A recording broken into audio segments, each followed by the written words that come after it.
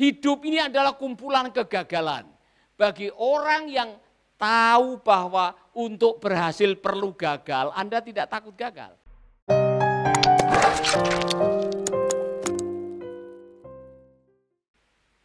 Kemampuan yang Tuhan berikan dalam diri saudara, Tuhan bisa melihat itu ada dalam diri saudara. Mungkin saudara tidak sadar. Kok saya dulu menjadi ketua OSIS? Waktu itu tidak sadar. Ya kan? Saya bikin grup dangdut waktu SMA. Saudara, kalau zaman itu saudara lahir, setiap kali ada mau tampil itu ada mobil pickup keliling kampung. Saksikan pertunjukan dangdut, lollipop, namanya lollipop. Orang bisa datang, saudara, walaupun main ala kadarnya, tapi karena di desa haus hiburan orang pada datang. Padahal kunci gitarnya itu aja, dari lagu ke lagu sama aja. Tapi namanya yang penting ada penampilan. Saudara-saudara, saya jadi merenung, oh ternyata skill itu sudah ada, perlu diasah, perlu saudara kembangkan. Jadi kalau ditunjuk untuk memimpin kelompok sel, pimpin bagian dapur, pimpin di asrama, pimpin di kelas, itu bagian dari proses di mana Anda sedang diarahkan oleh Tuhan untuk menuju maksimal seperti yang Tuhan rencanakan. Amin. Jadi kalau sekarang Tuhan katakan, hei Dion, Tuhan akan pimpin kamu dan menyerahkan kepada kamu sebuah desa untuk kamu gembalakan. Jawabmu gimana? Benar? Kenapa ketawa? Ya kan? Siap. Saya akan memakai kamu untuk memenangkan desa-desa yang sudah murtad misalkan. Kamu siap? Kenapa siap? Ya, karena perintah dari Tuhan. Yang kedua, alasan kedua, ini alasan kita semua. Siapakah Anda? Musa sempat mempertanyakan, kau siapa? Perintah-perintah saya untuk memimpin umat Israel keluar dari Mesir, siapa kau? Kan dia tidak tahu. Kan yang dilihat adalah cahaya. Kemudian dia menjawab, aku ada yang aku ada. Here I am. Yehova. Alasan yang ketiga, dia mulai takut nih. Bagaimana jika mereka tidak mendengarkan?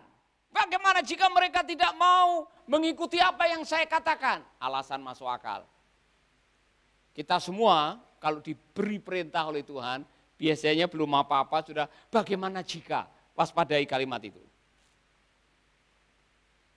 Kalau belum apa-apa udah ketakutan duluan, ini tanda bahwa Anda bukan memiliki jiwa seorang petualang.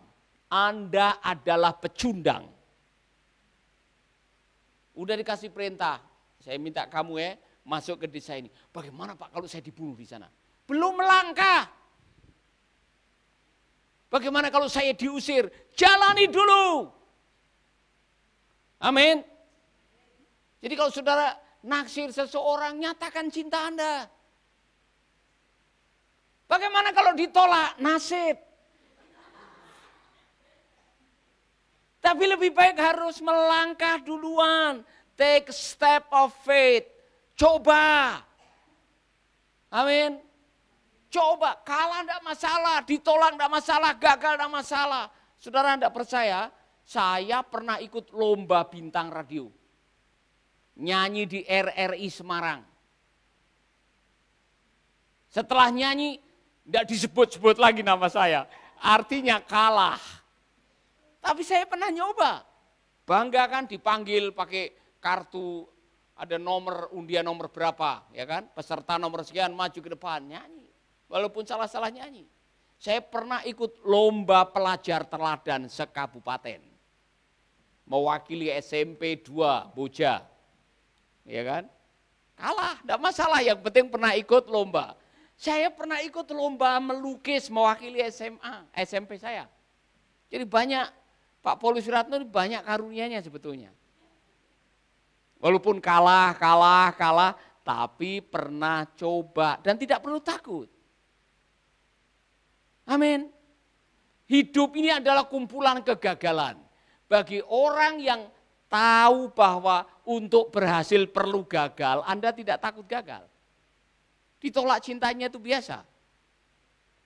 Iya kan? Tanya Pak Rudi, berapa kali dia ditolak? Tidak masalah. Amin. Jadi belum apa-apa jangan seperti Musa. Aduh, bagaimana nanti kalau hilangkan itu? Kalau Tuhan mengutus saudara, Tuhan akan mampukan saudara. Amin. Alasan keempat, Anda mulai lihat kelemahan. Aduh, saya tidak pandai bicara. Musa memang gagap. Kalau ngomong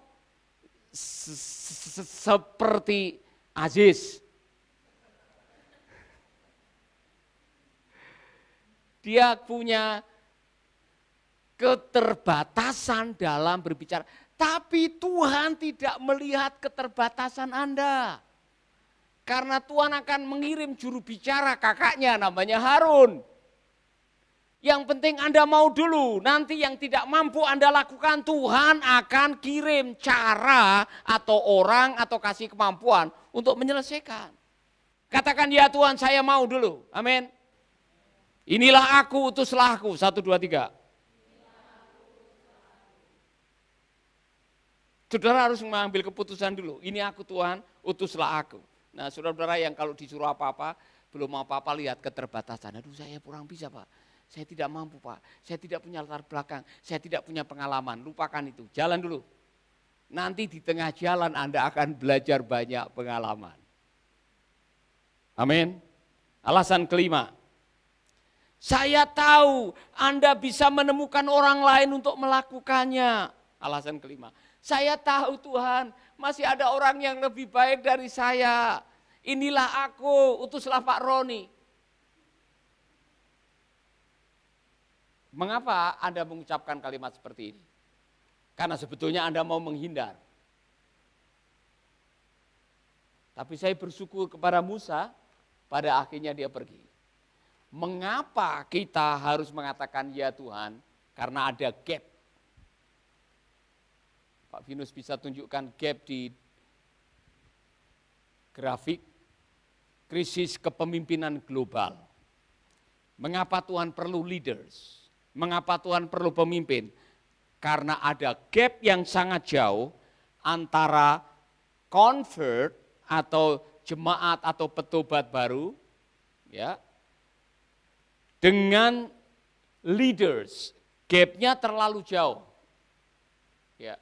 Krisis kepemimpinan global. Saudara bisa melihat di buku saudara, gap ini yang membuat banyak orang yang terhilang, banyak jemaat yang tidak maju, banyak jemaat yang murtad, banyak jemaat meninggalkan iman. Kenapa?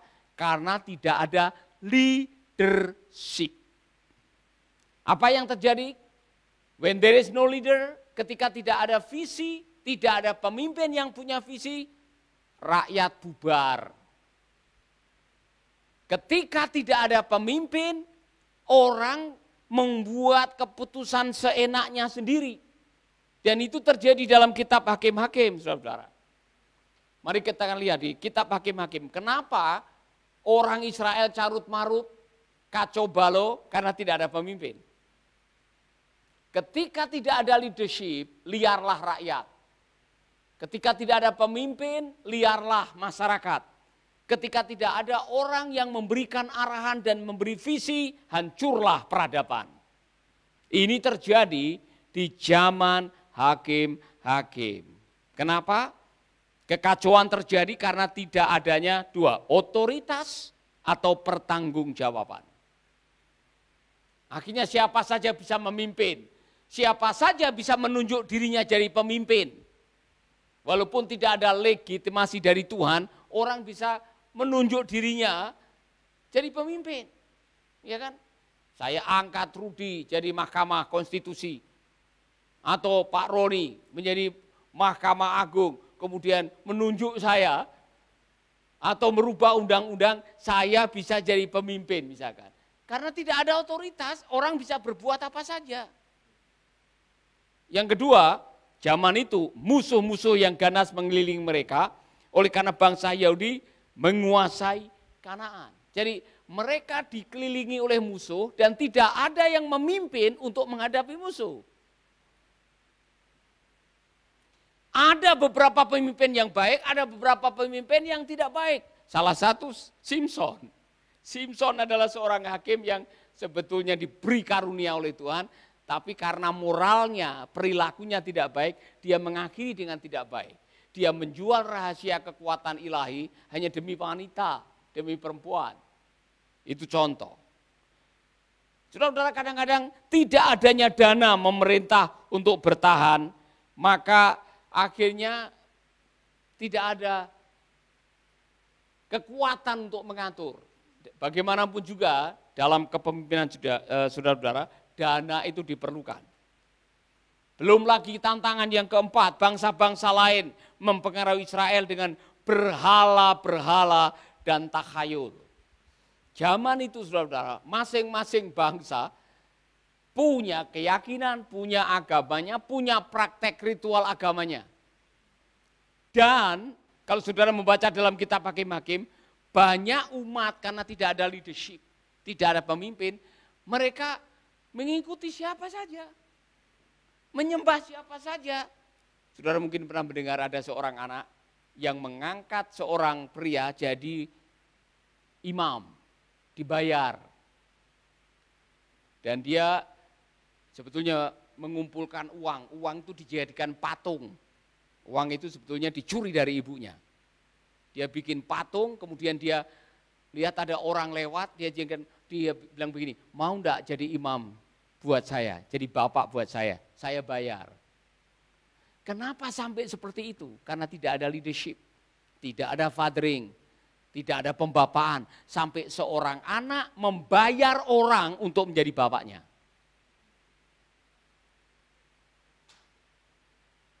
Parah sekali. Coba kalau Pak Roni sedang jalan-jalan, masuk kebongan, di rumah yang kedua tiba-tiba anak-anak datang, bapak, mau enggak bapak jadi bapak saya bayar.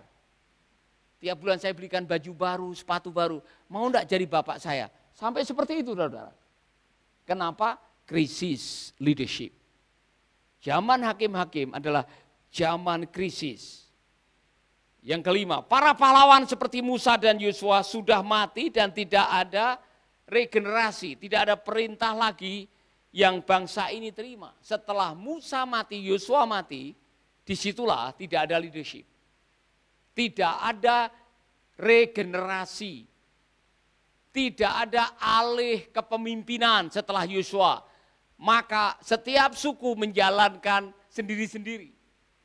Nah ini yang terjadi, kalau tidak ada alih kepemimpinan, negara bisa kacau, bangsa bisa kacau, gereja bisa kacau. Yang keenam, kegerakan dan moral masa itu rendah, sehingga sulit untuk adanya pertumbuhan. Saudara, ini persoalan, maka pelajarannya adalah, masih ada waktu 15 menit.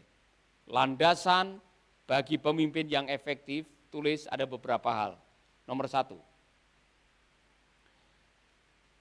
seorang pemimpin yang efektif adalah seorang yang bisa melihat adanya kebutuhan. Bisa melihat adanya kebutuhan. Kemudian Anda mengambil sebuah inisiatif. Nah, mari kita akan lihat kira-kira kebutuhan apa yang ada di komunitas di mana saudara tinggal. Kemudian saudara menggerakkan seseorang, ayo kita bikin sesuatu. Ini contoh Desa Poguatu. Saya melihat ada kebutuhan untuk sekolah PAUD. Kemudian saya menggerakkan orang-orang, mari kita buka sebuah PAUD. Saya melihat ada kebutuhan untuk air.